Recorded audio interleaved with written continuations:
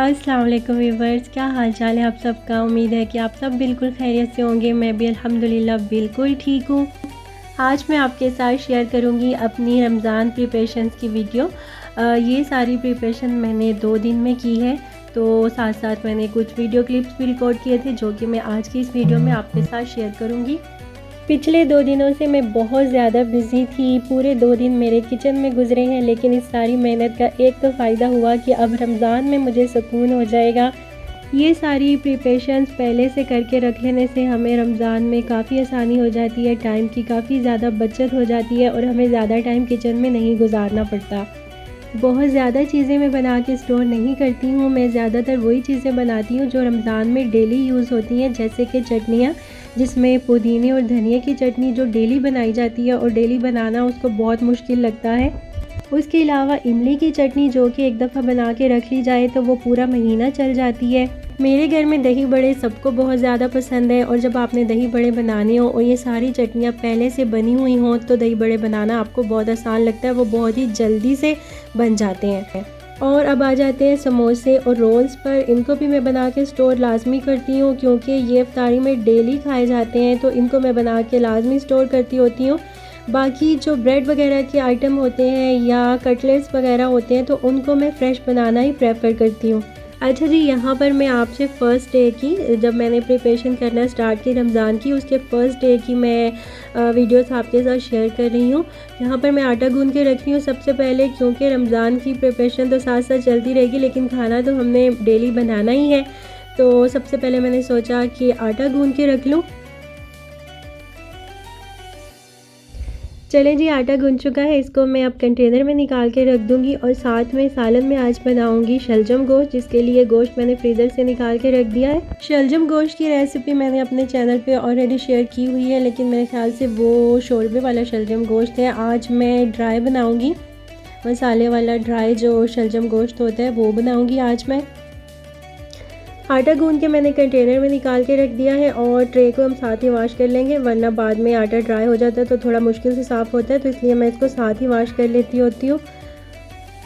अच्छा जी, खाने का बंदोबस्त तो हो गया। ये सारी ग्रोसरी है जो कि हम लोग रात में करके आए थे और अब मुझे इसको समेटना है, इनकी जगह पे रखना है। शॉपिंग करना तो बहुत आसान होता है, ग्रोसरी करते वक्त दिल करता है कि ये चीज़ भी ले लें, ये भी ले लें, और जब घर आके उसको समेटना पड़ता है तब फिर हमें लग पता जाता है। और किस किस को ग्रोसरी को घर आके उसकी जगह पे रखना मुश्किल लगता है, मुझे तो बहुत मुश्किल लगता है, लेकिन मेरी कोशिश यही होती है कि जब मैं ग्रोसरी करके आती हूँ उसी वक्त मैं सारी चीज़ें जो होती हैं उनको उनकी जगह पे रख देती हूँ। ज़्यादातर तो यही होता है कि जैसे ही हम लोग ग्रोसरी करके आते हैं, मैं घर आते ही अबाया उतार कर किचन में घुस जाती हूँ और सारी चीज़ों को उनकी जगह पे रख के फिर ही मैं किचन से बाहर निकलती हूँ। कभी कभार ऐसा हो जाता है अगर कोई और काम हो या फिर किसी वजह से मैं उस दिन नहीं रखती तो फिर सुबह उठते ही मैं ये काम करती हूँ। हाँ, लेकिन जो फ्रीज़र में रखने का सामान होता है उसको मैं आते ही फ्रीज़र में रख देती होती हूँ, जैसे कि चिकन गोश्त वगैरह। और रात को भी मैंने आते ही चिकन गोश्त और बच्चों के नगेट्स वगैरह जो थे वो सब कुछ मैंने फ्रीज़र में रख दिया था। यहाँ पर अब मैं आलू, प्याज, अदरक और लहसुन वगैरह इन सब को इनकी जगह पे रख ली थी इनकी बास्केट में, तो ये सेट हो चुकी है। अब बंडों को भी रख लेते हैं फ्रिज में, जल्दी जल्दी सारा सामान समेट लूँ, फिर उसके बाद मैं जो है रमज़ान की प्रिपरेशंस की तैयारी जो है वो स्टार्ट करूँगी। मेरी कोशिश है कि जल्दी जल्दी मैं ये सारा सामान जो है वो समेट लूँ, सारी चीज़ें अपनी जगहों पे चली जाएं, तो फिर मैं सुकून के साथ अपना काम करूँ।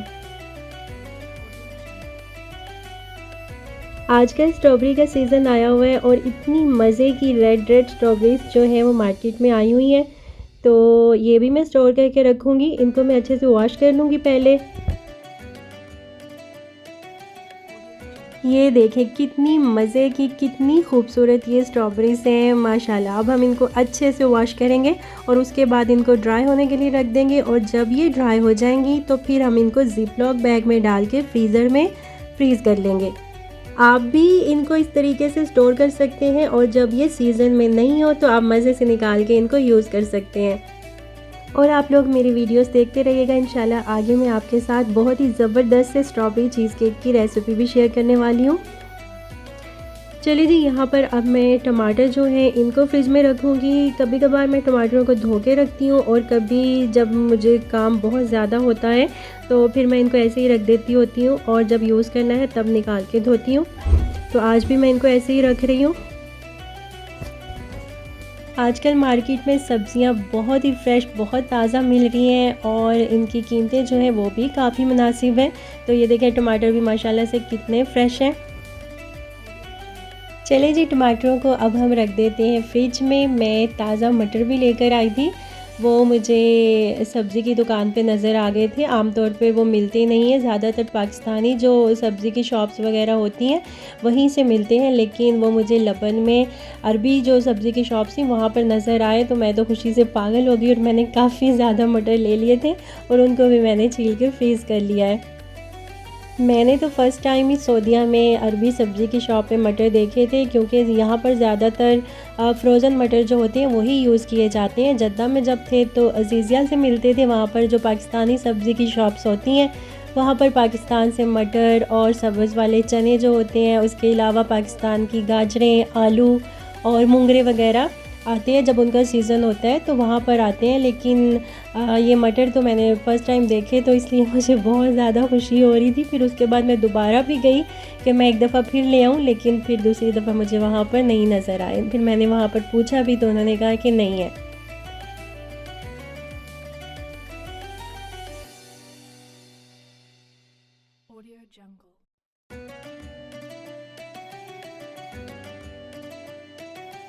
सब्जियां मैंने सारी समेट ली हैं, तो अब मैंने सोचा कि जल्दी से सालन जो है उसको चढ़ा देती हूँ।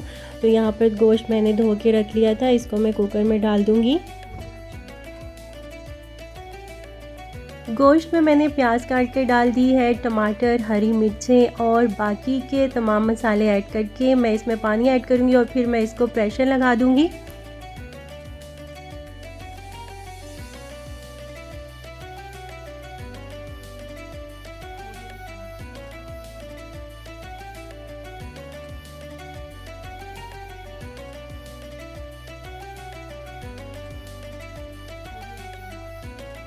अब यहाँ पर कुछ मसाले और दालें वगैरह जो ख़त्म हुई थी मैं उनको रिफ़िल कर रही हूँ। ये पिसा हुआ ज़ीरा और धनिया है, ये मैं दोनों चीज़ें लेकर वहीं से पिसवा के लाती हूँ और ये मैं बहुत ज़्यादा यूज़ करती हूँ, इसलिए ये बहुत जल्दी ख़त्म होता है।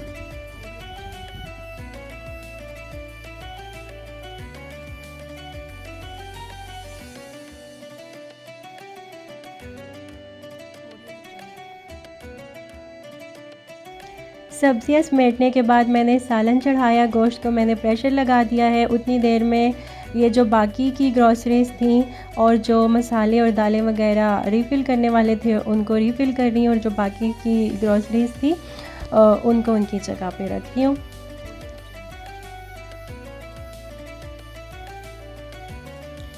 बाकी सारी दालें मेरे पास पड़ी हुई थी, सिर्फ मूंग की दाल ख़त्म हुई थी तो उसको मैंने रिफ़िल किया है। और मैं दालों के जार के अंदर ये तेज़पत्ते जो होते हैं ये ज़रूर रखती हूँ, इससे दालें जो हैं वो ख़राब नहीं होती, इसके अंदर कीड़ा वगैरह नहीं लगता। ये देखें, ये सारे जो मेरे दालों के जार हैं मैंने उन सब के अंदर रखे हुए हैं और बेसन के अंदर, आटे के अंदर भी मैं लाजमी रखती हूँ, उससे आटे में सुसरी वगैरह जो है वो नहीं पड़ती है। और ये है ज़ीरा, इसको भी डाल लेते हैं जार में।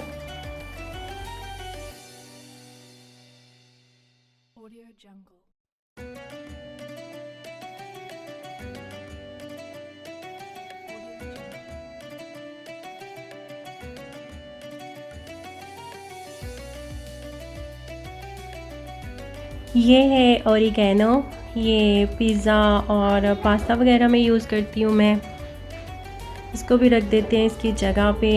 और ये है मिल्क पाउडर, इसको भी रखते हैं।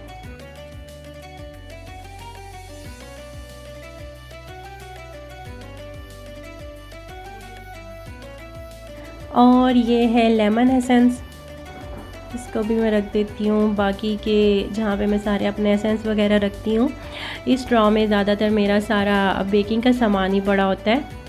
ये आप देख सकते हैं सारा बेकिंग का सामान है। और केक तो मैं ज़्यादातर घर पे ही बनाती हूँ, लेकिन कभी कभार मैं बाज़ार से भी रेडीमेड जो केक मिक्स होता है वो ले लेती हूँ। कभी कोई मेहमान वगैरह आ जाए या फिर कभी बच्चों को जल्दी में बना के देना हो तो ये वाला यूज़ कर लेती हूँ। ये था कंडीशनर और इसको मैं वॉशरूम में रखूँगी। और ये है पास्ता वगैरह, और ये सवैयाँ हैं जो कि मैंने ईद के लिए ली हैं, और ये स्पैगेटी है साथ में, और ये कॉर्न है। तो इन सबको भी रखते हैं इनकी जगह पे। पहले सवैयों को रख देती हूँ। ये शान की सवैयाँ हैं और ये पहले से रोस्टेड होती हैं, तो इनको रोस्ट करने की ज़रूरत नहीं पड़ती जब हम शीर खुरमा बनाते हैं। और ये है पास्ता वगैरह, तो इनको भी रख देते हैं।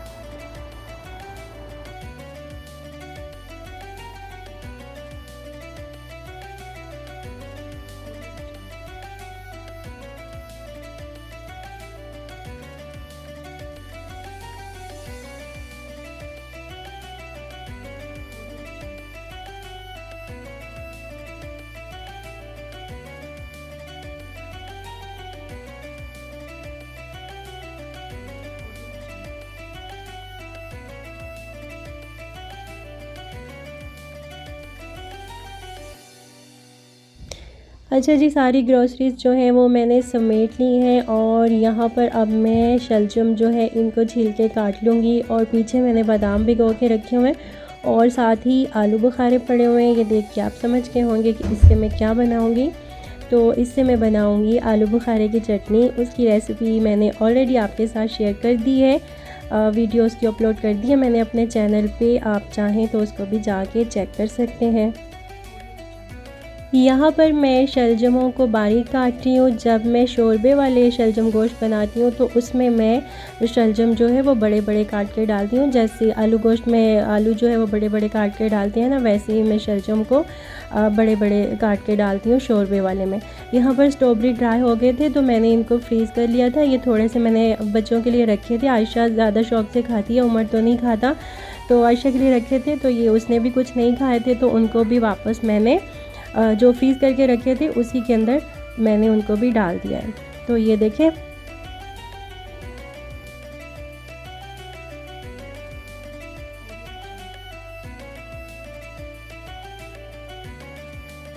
ये मैंने बेर भी लिए थे। बहुत ही मज़े के बेर आए हुए हैं इस सीज़न में, तो मैंने सोचा कि लगे हाथों इनको भी वॉश करके रख लेती हूँ। बहुत ही मीठे और बहुत मज़े के बेर थे ये।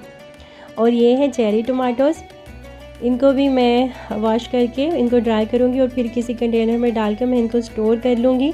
ये पास्ता वगैरह में आप डाल सकते हैं, सैलेड में यूज़ कर सकते हैं। इनका जो टेस्ट है वो जो दूसरे टमाटर होते हैं बड़े वाले, उनसे बहुत ही ज़्यादा डिफरेंट होता है। बहुत मज़े के लगते हैं ये।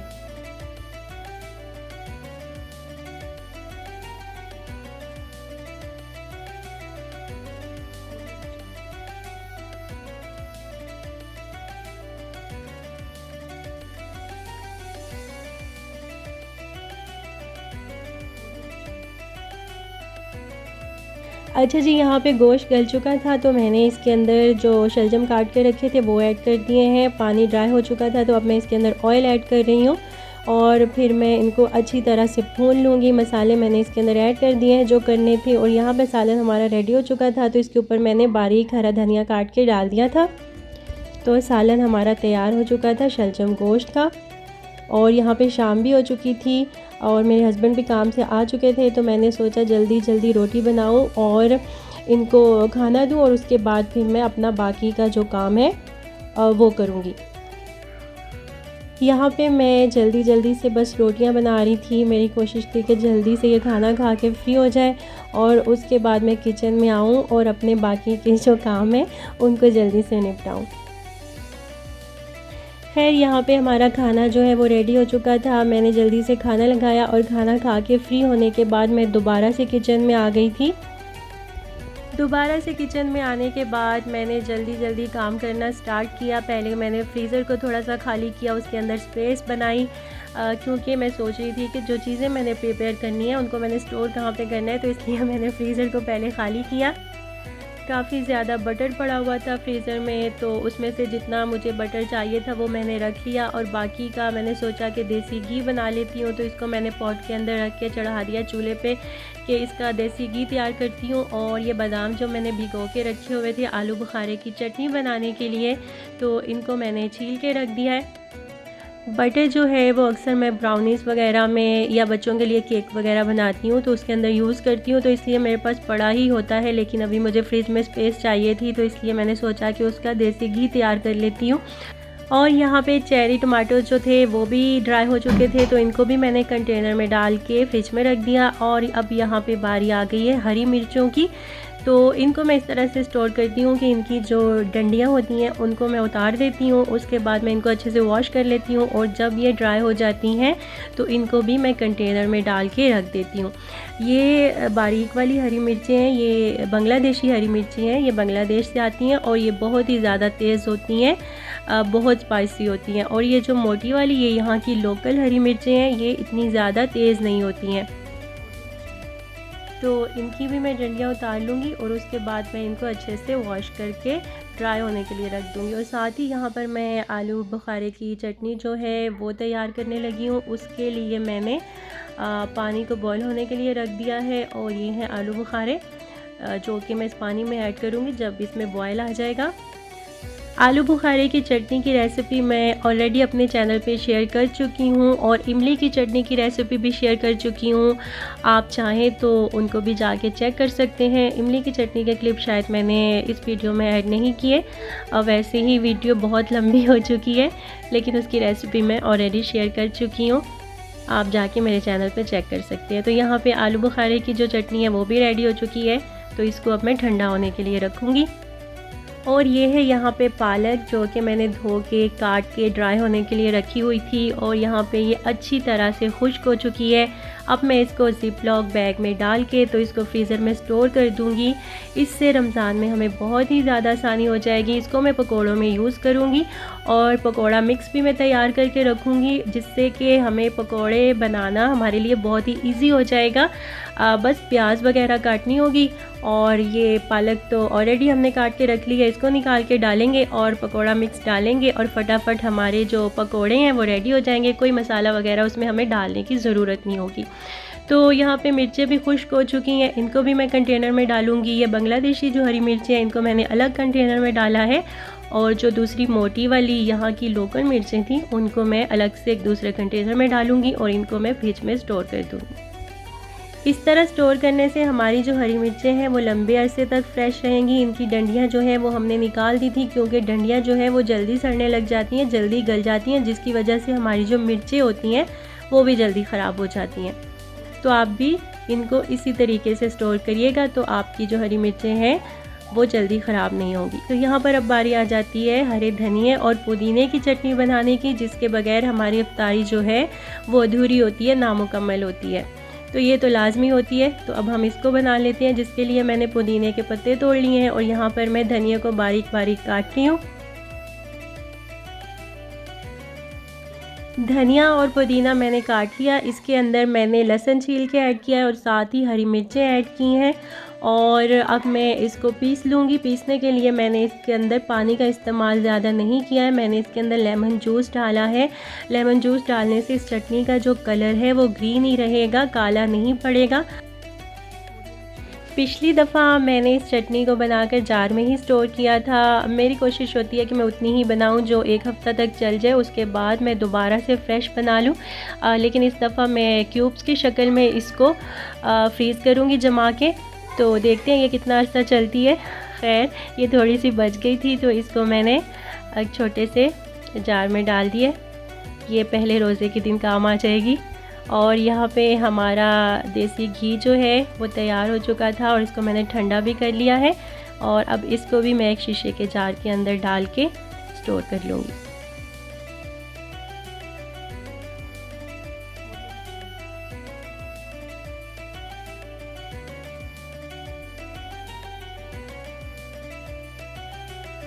तो ये देखें वीवर्स, यहाँ पे हमारे पुदीने और धनिया की चटनी के जो क्यूब्स हमने फ्रीज़र में जमाने के लिए रखे थे वो अच्छी तरह से जम चुके हैं, फ्रीज़ हो चुके हैं ये। तो अब हम इनको ज़िप लॉक बैग के अंदर डाल के तो वापस इसको फ्रीज़र में रख देंगे। तो ये देखें, ये हमारी चटनी जो है तैयार है।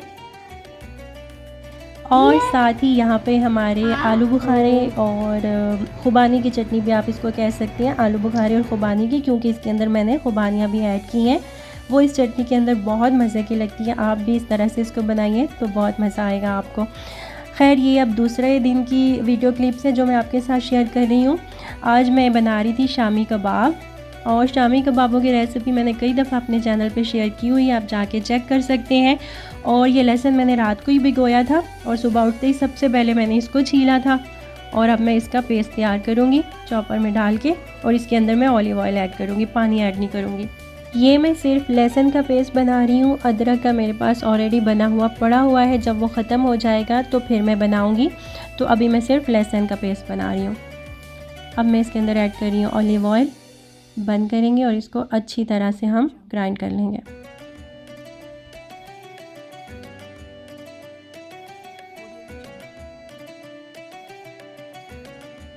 अच्छा जी, यहाँ पे हमारा लहसुन का जो पेस्ट है वो रेडी हो चुका है। अब हम इसको ज़िप लॉक बैग के अंदर डालेंगे। इस दफ़ा मैं इसको जार के अंदर नहीं रख रही हूँ। ज़िप लॉक बैग के अंदर डाल के इसको पूरे बैग के अंदर अच्छी तरह से इवनली स्प्रेड कर देंगे। अच्छी तरह से इसको पूरे बैग के अंदर फैला देंगे इस तरह से। और उसके बाद आप किसी स्केल की हेल्प से इस तरह से इसके ऊपर मार्क लगा दें। क्यूब्स की शक्ल में मैंने इसके ऊपर से मार्क लगा दिए हैं, और अब मैंने इसको फ्रीज़र में सेट होने के लिए रख दिया है। जब ये सेट हो जाएगा तो फिर मैं आपको दिखाऊंगी। यहाँ पे मैंने प्याज काट के रखा हुआ था, ये ऑयल गरम हो रहा है जिसमें मैं प्याज को फ्राई करूँगी। और ये है स्प्रिंग रोल की फिलिंग, और रोल्स मैं थोड़ी देर के बाद बनाऊंगी। फिलिंग मैंने रेडी करके रखी है। और यहाँ पे शामी कबाब का जो मसाला है वो भी रेडी हो चुका है। बस इसके अंदर अब मैं हरा धनिया, पुदीना और हरी मिर्ची ऐड करूँगी, और हाँ, प्याज भी ऐड करूँगी बारीक काट के। और ये जो मैंने आज खाना बनाना है उसके लिए मैंने ये चिकन निकाल के रखा और चावल भिगो के रखे हुए हैं। तो आज मैं बना रही हूँ चिकन पुलाव। साथ ही ये मैंने फ्रीज़र से स्प्रिंग रोल की शीट्स निकाल के रखी हुई हैं रोल बनाने के लिए। यहाँ पे ऑयल अच्छी तरह से गर्म हो चुका था, तो इसके अंदर मैंने प्याज को ऐड कर दिया है। और प्याज को क्रिस्पी फ्राई करने के लिए आपने डालते साथ ही इसको हिलाना नहीं है, थोड़ी देर के लिए आपने इसको फ्राई होने देना है, और उसके बाद फिर आपने इसमें चम्मच चलाना है। और जैसे ही इसका लाइट सा गोल्डन कलर आ जाए आपने इसको निकाल लेना है। बहुत ज़्यादा आपने इसको ब्राउन या काला नहीं करना, वरना आप इससे जो भी रेसिपी बनाएंगे, जिस भी चीज़ में आप इसको यूज़ करेंगे, चाहे वो पुलाव हो या फिर कोरमा वगैरह, तो उसका कलर जो है वो भी डार्क हो जाएगा, काला सा हो जाएगा। तो इसलिए आपने इस बात का ख्याल रखना है, आपने इसको ज़्यादा काला नहीं करना। यहाँ पर अब मैं आज रात के खाने की तैयारी कर रही हूँ, जिसके लिए मैं बना रही हूँ चिकन पुलाव। चिकन पुलाव हमारा बन रहा है, और ये था सौंफ का पानी। मैं पुलाव के अंदर सौंफ लाजमी डालती हूँ, चाहे वो यखनी पुलाव हो या फिर मैं वैसे ही बना रही हूँ, तो उसके अंदर मैं सौंफ लाजमी डालती हूँ। सौंफ मैंने इसके अंदर नहीं डाली, उसको मैंने छान के निकाल दिया है, बस उसका पानी मैंने पुलाव के अंदर ऐड किया है। तो यहाँ पे हमारा पुलाव जो है वो रेडी हो चुका है। और रात का खाना खाने के बाद मैं फिर से किचन में आ गई थी। आज थी दूसरे दिन की रात। खाना खाने के बाद मैं दोबारा से किचन में आई, और किचन में आते ही मैंने सबसे पहले आज पकौड़ा मिक्स बनाने का सोचा, और मैं वही बना रही हूँ यहाँ पे। और इसकी रेसिपी मैं अलग से भी आपके साथ शेयर कर दूँगी।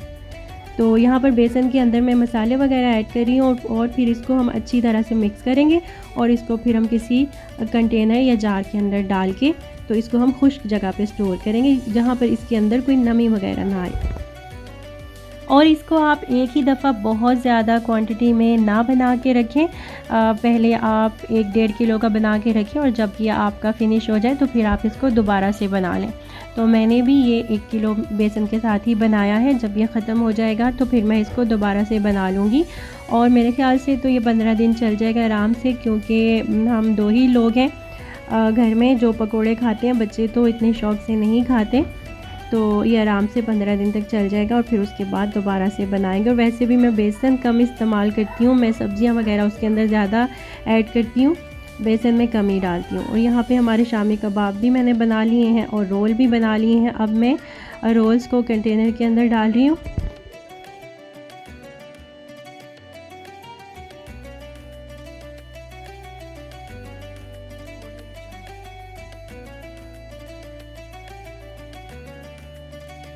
रोल्स को मैंने कंटेनर के अंदर रख दिया है और ये समोसे बना के मैंने ज़िप लॉक बैग्स के अंदर डाले थे। अब इन बैग्स को भी मैं इस कंटेनर के अंदर ही अरेंज कर दूँगी ताकि फ्रीज़र में स्पेस जो है वो सेव हो सके बाकी चीज़ों के लिए भी। इस कंटेनर को अब हम शिफ्ट कर देते हैं फ्रीज़र में और अब चेक कर लेते हैं हम अपनी इस प्याज को। तो ये देखें कितनी मज़े की क्रिस्पी ये फ्राई हुई थी। उस टाइम पे ये आपको सॉफ्ट ही लगेगी जब आप इसको तेल से निकालेंगे। उसके बाद आपने इसको इस तरह से टिश्यू पेपर के ऊपर या किसी भी अखबार वगैरह के ऊपर फैला देना है। थोड़ी देर के लिए आपने इसको पड़ा रहने देना और थोड़ी देर के बाद ही ये क्रिस्पी हो जाएगी। जैसे ही प्याज का कलर लाइट सा गोल्डन हो जाए आपने इसको फ़ौरन ऑयल से बाहर निकाल लेना है। आपने ये नहीं सोचना कि अभी तो ये सॉफ्ट है, इसको और ज़्यादा फ्राई करें। इस चक्कर में प्याज का जो कलर है वो बहुत ही ज़्यादा डार्क हो जाएगा और ये काली पड़ जाएगी। तो जैसे ही ये लाइट गोल्डन हो आपने इसको ऑयल से बाहर निकाल के टिश्यू पेपर के ऊपर या अखबार के ऊपर फैला देना है और थोड़ी देर के लिए आपने इसको छोड़ देना है और थोड़ी देर में ये बहुत ही अच्छी तरह से क्रिस्पी हो जाएगी। अच्छा जी, शामी कबाब मैंने बना लिए थे और उनको मैंने एक ट्रे में डालकर फ्रीज़र में फ्रीज़ होने के लिए रख दिया था और यहाँ पे ये अच्छी तरह से फ्रीज़ हो चुके हैं। तो अब मैं इनको एक कंटेनर के अंदर डाल दूँगी और इनको वापस फ्रीज़र में स्टोर कर दूँगी। इस तरह फ्रीज़ करने से जब हम इन्हें किसी ज़िप लॉक बैग में या कंटेनर में डालेंगे तो ये आपस में चिपकेंगे नहीं। ये देखें, ये बिल्कुल इसी तरह अलग अलग ही रहेंगे क्योंकि हमने इनको पहले ही फ्रीज़ कर लिया है, तो ये अब एक दूसरे के साथ चिपकेंगे नहीं। फिर भी एहतियातन आप अगर चाहें तो इसके अंदर बटर पेपर वगैरह भी रख सकते हैं। एक लेयर आप कबाब की लगा लें नीचे, फिर उसके ऊपर आप बटर पेपर बिछा दें और उसके ऊपर दोबारा से कबाब रख दें। तो इस तरह से भी आप इनको स्टोर कर सकते हैं।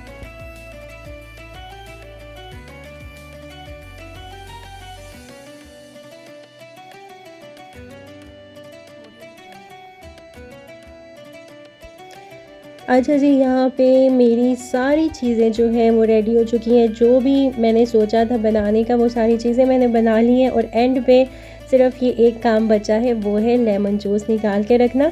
तो अब मैं ये करूँगी। बाकी आप सब से रिक्वेस्ट है कि आप मेरी वीडियो को पूरा वॉच कीजिएगा और अगर आप मेरे चैनल पर न्यू हैं तो मेरे चैनल को सब्सक्राइब कर लीजिएगा। अगर आपको मेरी वीडियोस अच्छी लगती हैं और आप मज़ीद वीडियोस मेरी देखना चाहते हैं तो फिर आप मेरे चैनल को सब्सक्राइब कर लीजिएगा और बेल बटन को भी प्रेस कर दीजिएगा। उससे आपको मेरी हर न्यू आने वाली वीडियो का नोटिफिकेशन जो है वो मिल जाएगा। तो ये देखें, यहाँ पे हमारी जो रमज़ान की प्रिपरेशन है वो पूरी कंप्लीट हो चुकी है। ये है लहसुन जिसके ऊपर मैंने मार्क लगा के रखा था और फिर मैंने उसको इस तरह से क्यूब्स की शक्ल में इस ज़िप लॉक बैग के अंदर ही तोड़ लिया था। तो इस तरह से ये क्यूब्स बन चुके हैं और ये देख सकते हैं यहाँ पे हमारी सारी चीज़ें जो हैं वो रेडी हो चुकी हैं। ये हमारा पकोड़ा मिक्स है और ये लेमन जूस जो मैंने अभी निकाला है। ये है हमारी पुदीने और धनिए की चटनी, ये प्याज जो हमने फ्राई किया है, ये लहसुन, ये आलू बुखारे की चटनी, ये इमली की चटनी, ये पालक जो हमने काट के स्टोर की है और ये शामी कबाब हैं। ये है मटन के समोसे हैं। ये स्ट्रॉबेरीज जो हमने फ्रीज़ करके रखे हैं, इनको हम मिल्क शेक वगैरह इनका बना सकते हैं और केक वगैरह में भी इनको यूज़ कर सकते हैं। और साथ ही वो फ्रेश मटर हैं जिनकी मैं बात कर रही थी, तो वो भी मैंने निकाल के रखे हैं। वीडियो बहुत लंबी हो गई है तो यहाँ पे मैं इस वीडियो का एंड करती हूँ इस दुआ के साथ कि रमज़ान का महीना हमारी ज़िंदगी में ढेर सारी खुशियाँ लेकर आए और हमारे गुनाहों को अल्लाह पाक इस बाबरकत महीने के सदक़े में माफ़ फरमा दे और जो लोग बेरोज़गार हैं अल्लाह पाक उनको हलाल रिज़्क़ अता फ़रमाए, जो बीमार हैं अल्लाह पाक उनको शिफ़ाए कामिला अता फ़रमाए और जो बे औलाद हैं अल्लाह पाक उनको नेक औलाद की नेमत से नवाज़ें। और आपने इस बाबरकत महीने में अपने फ़लस्तीन के बहन भाइयों को और जो लोग ज़रूरतमंद हैं उनको भी आपने ख़ास तौर पे याद रखना है। आप सब ने ख़ास तौर पर रमज़ान के महीने में हमारे फ़लस्तीन के बहन भाइयों को याद रखना है अपनी दुआओं में कि अल्लाह पाक वहाँ के बहनों भाइयों को, वहाँ के मासूम बच्चों को, उनके ऊपर वहाँ पे जो जुल्म हो रहा है उससे उनको निजात मिल जाए, उनकी सारी परेशानियाँ, उनके दुख अल्लाह पाक दूर कर दे इस बाबरकत महीने के सदक़े में। आमीन या रब्बुल आलमीन, आमीन।